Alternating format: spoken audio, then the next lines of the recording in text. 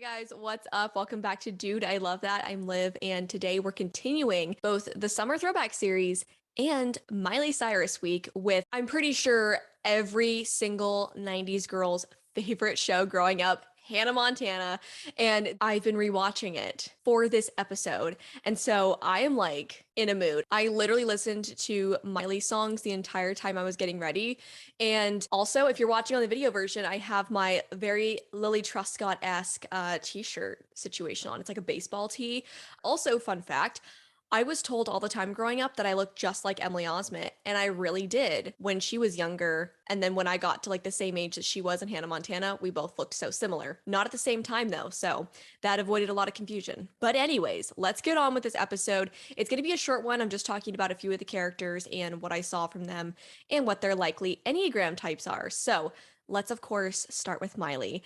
And, she's just a funny one because originally I was thinking that she was a three. And this is something I talk about all the time, the difference between a three and an eight. And long story short, I ended up choosing a type eight for her. And I realized that it was really in the nuance of the way that she responded to situations. Also, her humor. Those are the two things for me that really were just like, oh, wait, no, she's not a three, she's an eight. So, this is a really good indicator if they're a three or if they're an eight, okay? The humor that I was talking about. So eights, they're the challenger. So they're going to come at you, and usually they come pretty full force. They don't come with some nice, fluffy, hilarious thing. If they sense some sort of like weakness or you being a weasel or whatever, they're going to poke at it. And a lot of times they poke at it in a very fun way that you can actually laugh at it yourself. But what we see in Hannah Montana is she actually comes and slices you like a freaking scalpel, dude. It's so funny to me. And a lot of the times, whatever she says is so cutting that the other person is just like, ooh, you know what? I'm just going to stop. And then, of course, that's how she gets her way. But that's just like the life of a main character. And so I think the thing that really ends up grounding her and getting everything to be balanced, I guess is the best way to put it, is the fact that she's so loyal to her friends. And this is something, again, that can be difficult to distinguish between a three, an eight, and a six, especially if they are a counterphobic six and that's being thrown into the mix. It's a whole thing. Okay, so the eight, six, and three, they all are very loyal. However, the six and the eight will drop you like a hot potato if they feel like you have crossed a boundary, if you broke their trust, whatever. The three is going to be a little bit better about that, but same kind of thing. If it gets to the point where they're like, dude, I can't even trust you, you're gone. But that's kind of where we see with Miley, all of her friends, they go through different scenarios here and there, but even in the situation where she finds out that Lily and Oliver are dating, she actually doesn't take it too personally. And that's another hallmark thing of the eight versus the three and the six. The eight is going to see something, confront it, get over it, whereas the six is going to harp on it a little bit longer, might not get over it. The three is going to be like, ooh, I got to really put a big guard up here because I don't know if I can actually be my true self with them because they've done X, Y, and Z, if that makes sense. Hopefully I'm explaining it well, but yeah, that's kind of the thing. The eight will get over it and they're able to kind of get over the trespass quicker and without as much emotion. The six is going to have more of that reactive, oh my gosh, you broke my trust. This is so scary emotion. And then the three, they're going to feel like you're not really in my circle anymore, but I'm still going to continue to be friends with you. I'm still going to, reach out, but it's just not going to be probably as deep of a friendship or a connection as you once had. But again, she was really quick about getting over that.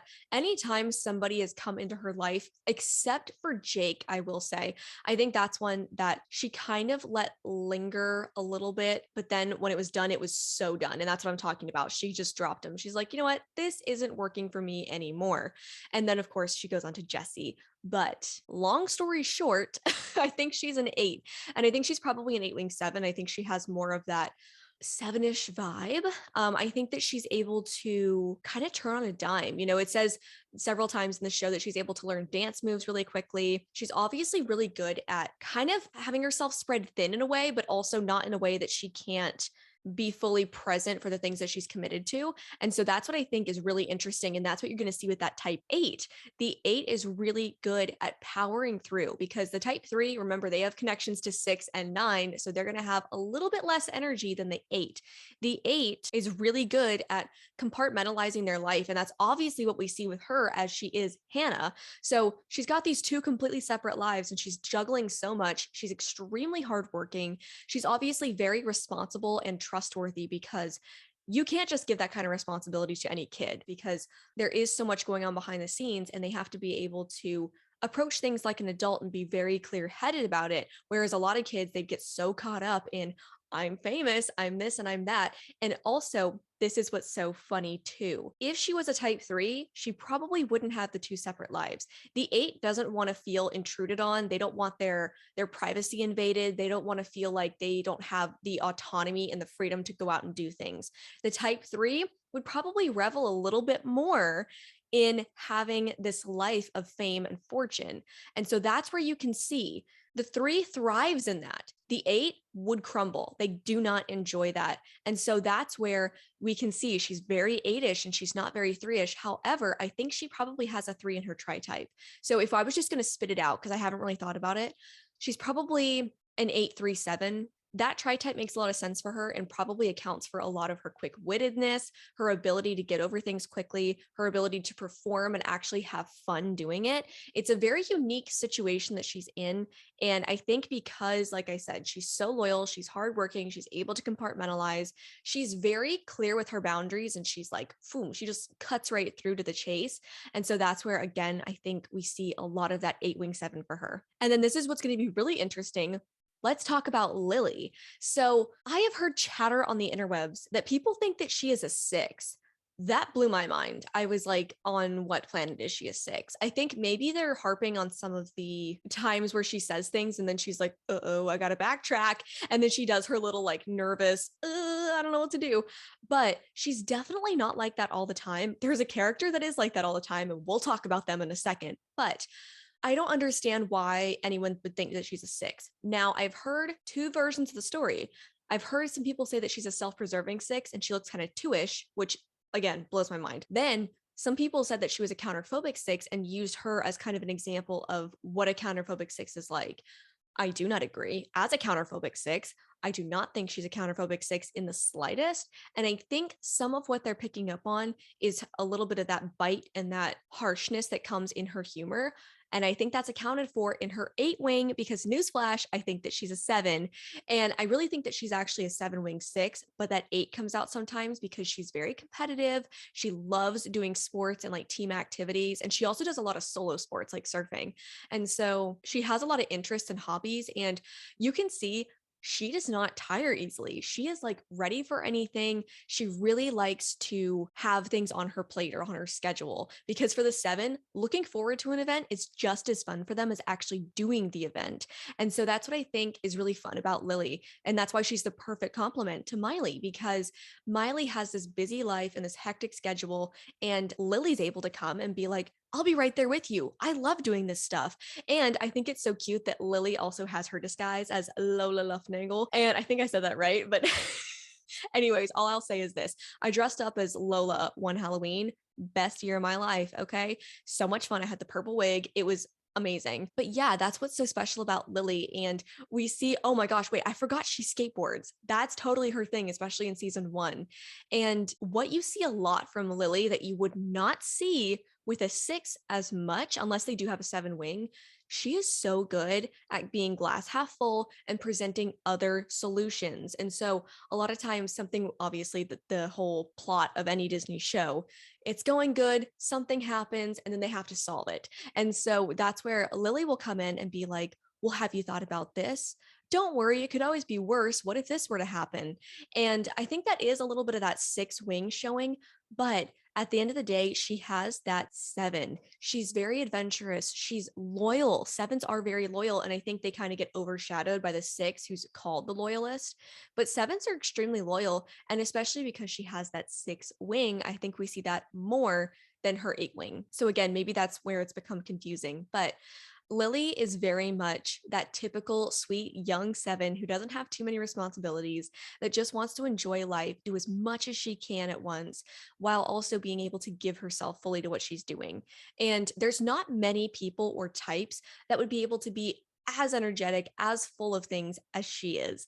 And she's very much able to handle the responsibility of knowing that her best friend is an international pop sensation while also treating her no different than she was the entire time. Because some people might have a really difficult time being like, okay, you're this one time and then you're this the other time. Like, what do I do? How do I treat you? What's going on?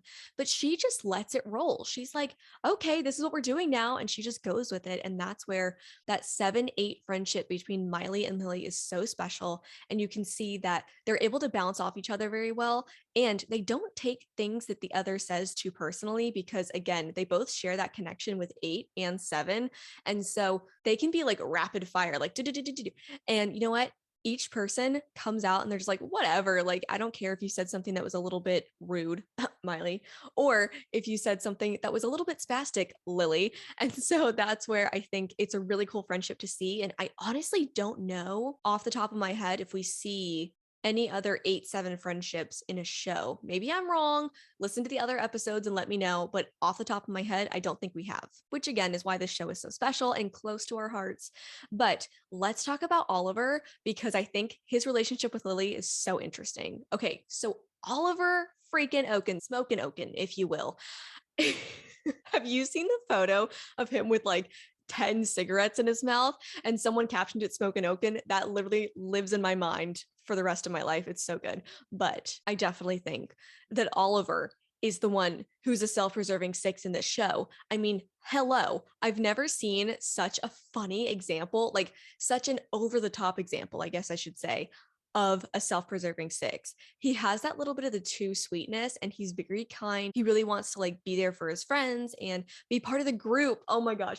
There's just so many things that he does that are just precious, but there's so many times where he gets nervous and quickly slides down the hill of spasticness. I mean, it is just like 0 to 100. And that's where you're going to see that more from that pop culture 6. And I say pop culture 6 because not all 6s are like that. And I don't think it's as rapid of a decline as it is for Oliver and some of these pop culture 6s. But what we see is there's only a short amount of time in these shows. And so they kind of amp up is spasticity a word? I feel like it is, but also I might have just made it up, but who cares? We're going to go with it.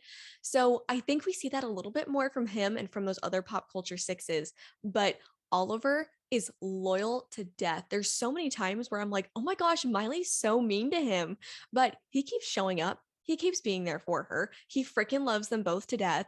And you know that if she needed him, he'd be right there.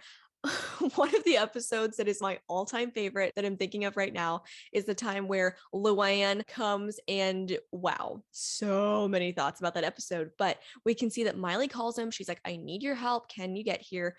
And what does he do? As a typical 6, he gets prepared for the party, even though Miley does not want him to come, and it's very clear on that phone call. But you know what? He dresses up anyway. He's like, I'm going to be prepared because I'm not walking into this party in plain clothes looking stupid. And so that's where it's so funny to see how the different versions of a quote typical 6 come out. And he very much embodies the loyalist that literally is there for them whenever they need him and however they need him, because odds are he ends up being the butt of the joke or ends up having to do something stupid. But you know what? He does it with a smile, a little bit of a problem, but he does it with a smile. And then I just want to talk really quick about Lily and Oliver's relationship and why I think they're such a good pair.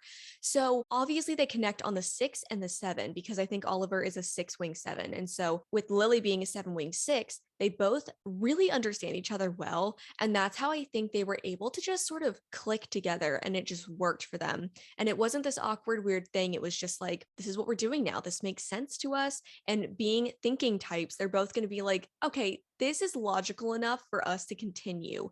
And so that's where we see they really did just kind of have a moment where they were like, why are we not dating? Like, this makes sense to us. And so that's what you're going to see from those head types.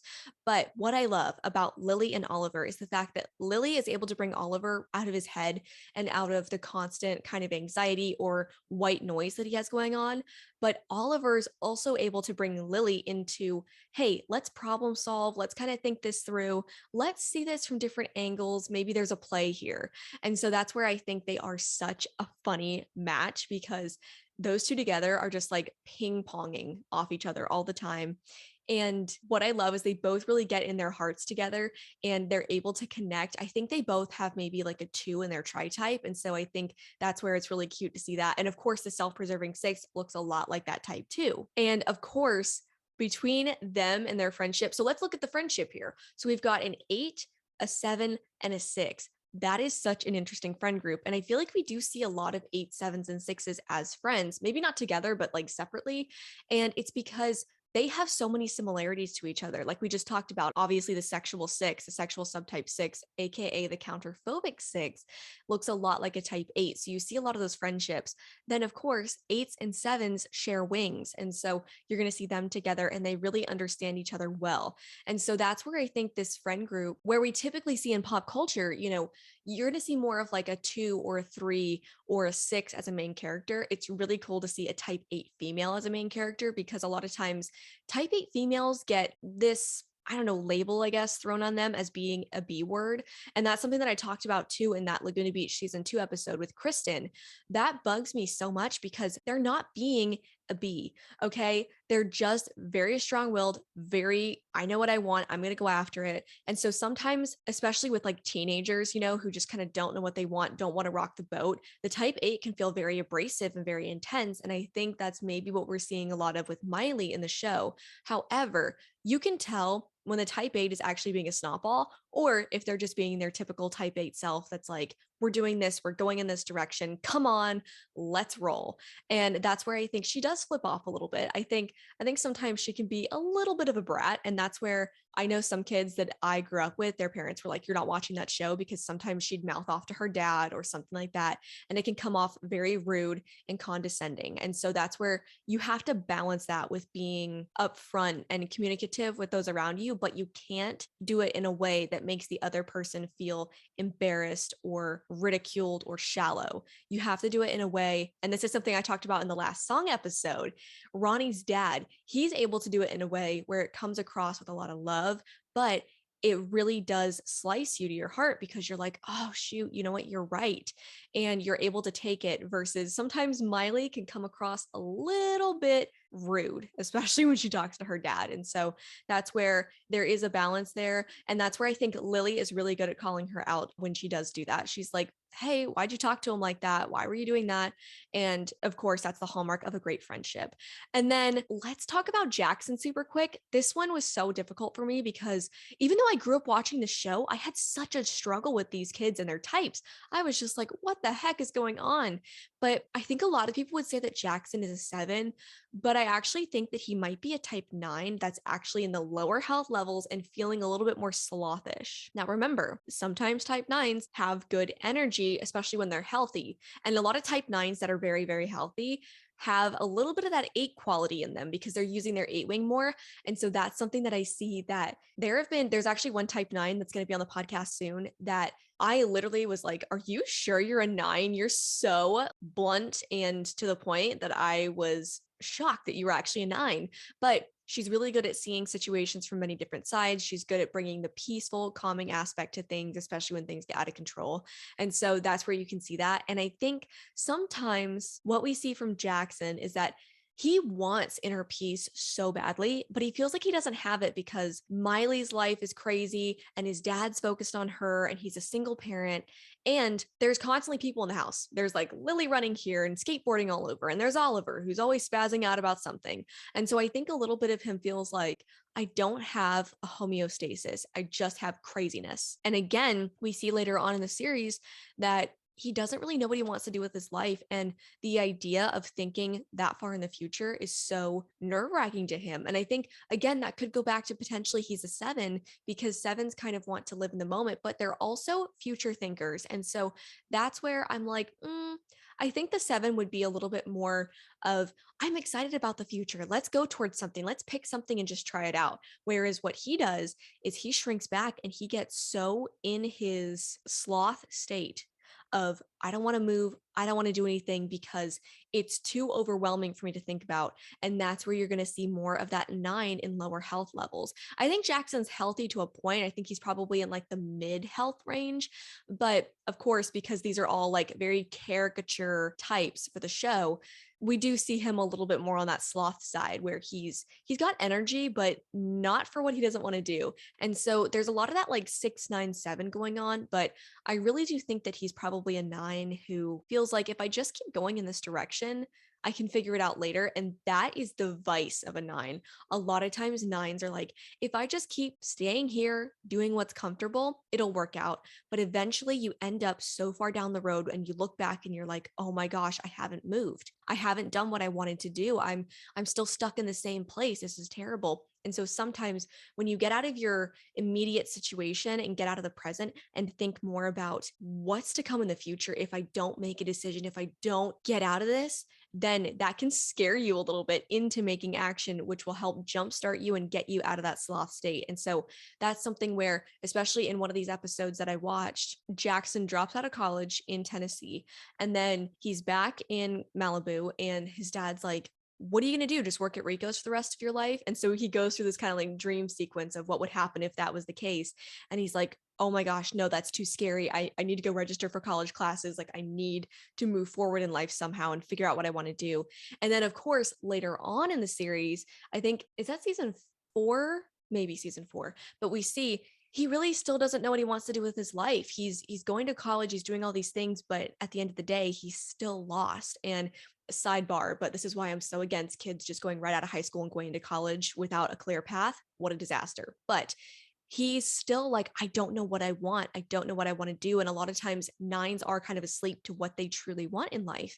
And so that's where sweet Rico, I want to do the Rico thing so bad, but I won't because I think it'll be so annoying to hear. But Rico sees the potential in Jackson and he's like, I know what you'd be perfect for. And he sets him up with the game, or sorry, with the job where he's testing video games. And so sometimes it really does take someone else seeing your potential and telling you about it. And that helps you jumpstart that thing of, hey, maybe this would be good for me. I should try this. And so that's something that if you're a 9, ask people around you, what do you think I'd be good at? What do you think I should move towards? Sometimes they see something that you've totally missed and it will change your life. And that's my spiel on 9s. Thanks for coming to my TED Talk. Anyways, I hope that you enjoyed this episode. Be sure and check back Tuesday for a brand new podcast. We're doing so much fun stuff for the upcoming episodes of the Summer Throwback series. And we have polls, behind the scenes content, all that good stuff over on Instagram at Dude, I Love That Podcast. You can also follow me for more Enneagram content at Hey, It's Liv James, and so much more fun stuff to come. I cannot wait to show you. Thanks again for watching and check back next time. Bye.